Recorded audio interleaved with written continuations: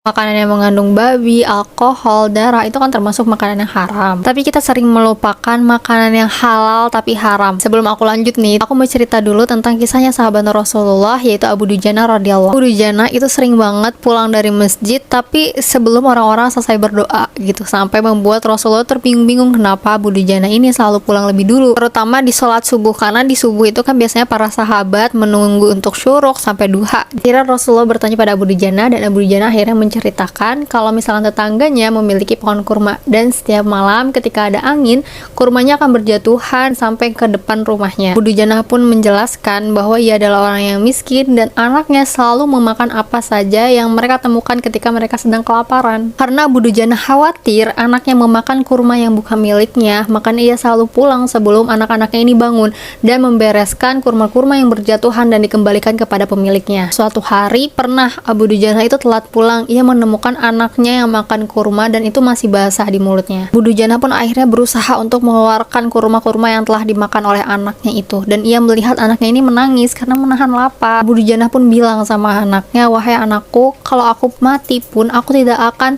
memberikan harta haram kepadamu. Aku tidak akan membiarkan makanan-makanan yang ada di perutmu itu haram, kecuali aku akan mengeluarkan semuanya." Rasulullah tentu sedih banget ngedenger cerita ini, dan akhirnya beliau mencari tetangganya yang memiliki pohon kurma ini, dan ternyata tetangganya Abu Dujana ini orang yang musyrik. Rasulullah akhirnya bernegosiasi kepada orang tersebut untuk membeli pohon kurma ini, tapi Rasulullah bilang satu pohon kurma ini akan diganti dengan 10 pohon kurma di surga. Tentu orang musyrik ini nggak mau. Kebetulan Abu Bakar As-Siddiq mendengar percakapan ini dan langsung nyamperin Rasulullah dan orang musyrik ini dan bilang bahwasanya Abu Bakar ingin membelinya dengan pohon kurma yang lebih baik di kebunnya. Orang musyrik ini tentu langsung setuju, tapi orang musyrik ini punya niatan licik. Karena pohon kurmanya itu masih ada di perkarangan rumahnya, dia pengen kalau misalkan udah ada kurma yang matang, ia mengambil lebih dulu daripada Abu Dujana, jadi Abu Dujana nggak akan dapat kurmanya. Tapi ternyata ketika keesokan harinya, pas dilihat pohon kurmanya sudah pindah ke perkarangan Abu Dujana tanpa ada bekas kalau misalkan pohon kurma itu dulunya ada di perkarangan rumahnya dia. Mungkin beberapa dari kita akan terbesit sedikit pikiran, kenapa ya udah biarin aja anaknya makan dulu, nanti tinggal izin aja gitu sama orang yang punya. Tapi tahukah kalian dampak dari makanan atau barang-barang haram yang kita pakai, makanan yang kita makan, dan itu diperoleh dengan cara yang haram,